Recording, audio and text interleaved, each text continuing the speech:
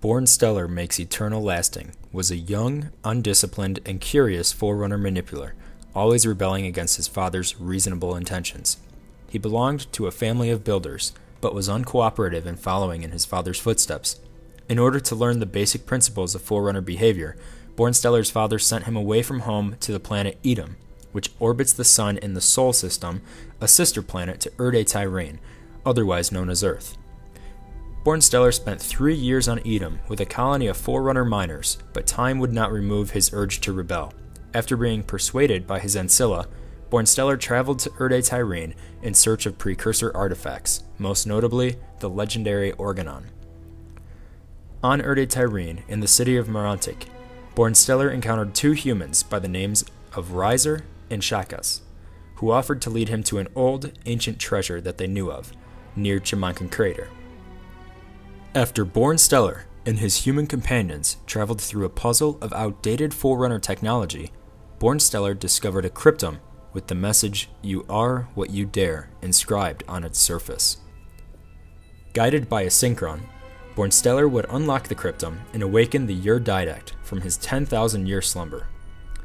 Soon after his awakening, the Iso-Didact uncovered a starship near his cryptum that was actually hidden by his wife, the librarian. Thinking that this had to be some elaborate plan that she had planned for him to be awoken, he insisted that they all board the vessel together to figure out what was going on. Though he did not outright tell Born Stellar, the Didact was worried that the flood was back. This is where the Didact sponsored Born Stellar's first brevet mutation, which allowed Born Stellar to access the domain. But that was not the only gift the Didact had bestowed upon him. Born Stellar was also imprinted by the Didact during the mutation, giving him access to all of his memories, knowledge, and consciousness. Soon after they arrived in orbit of the San Shayum homeworld, Born Stellar and his companions were captured by Faber, otherwise known as the Master Builder, after falling from orbit to the world below. After being captured by the Master Builder, Born Stellar was shipped back to his family, and it was at this time he noticeably began looking more and more like the great Iso-Didact himself, and was actually having a hard time distinguishing his own thoughts from the Didact's consciousness. This was all due to the brevet mutation. Not long after his return to his family, Born Stellar was actually summoned to appear at the trial of the Master Builder, which was investigating possible crimes of the Mantle, and to testify in place of the Didact. The trial was to be held at the capital, which was the center of civilization within the Forerunner ecumene.